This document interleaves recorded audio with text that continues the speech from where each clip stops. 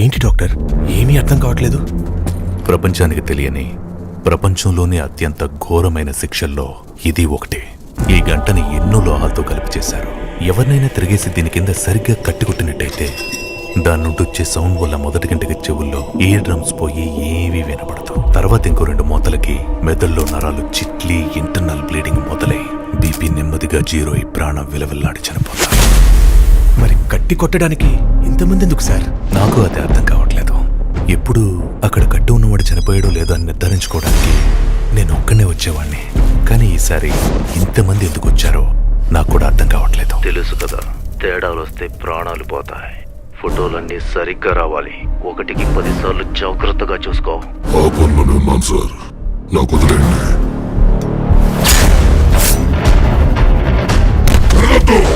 నాకు చిరాకు. ఒక కాపరిపోయినంత మాత్రాన వచ్చిన నష్టం ఏమీ లేదు. ఒళ్ళు దగ్గర పెట్టుకుని మీ పని మీరు కానివ్వండి. జాగ్రత్త.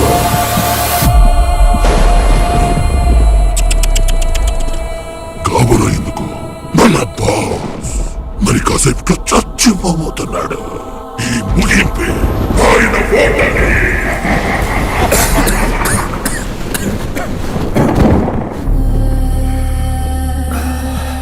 జీవితంలో ఓటమి నొప్పుకున్న క్షణమే నిజమైన ఓటమి. రే, నన్ను చూస్తే ఒప్పుకునే వాళ్ళ కనిపిస్తున్నాను అంటావా? అయినా చావు గురించి మాట్లాడుతున్నావు కదా, నిన్నొకటి అడుగుతా. అసలు చావు అంటే ఏంటి?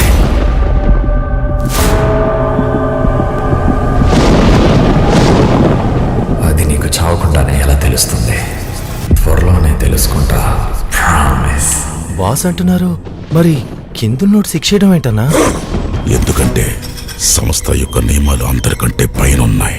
ఇంతకీ ఎవరన్నా ఆయన? ఒక జంతువు బలం అది కొరికినప్పుడు ఉత్పత్తి అయ్యే శక్తిని బట్టి నిర్ధారించబడతాది. ఒక సాధారణమైన మనిషి కొరికితే చదరపు అంగుళమంత చోటు మీద దాదాపు 150 పౌండ్ల ఫోర్స్ పడుతుంది.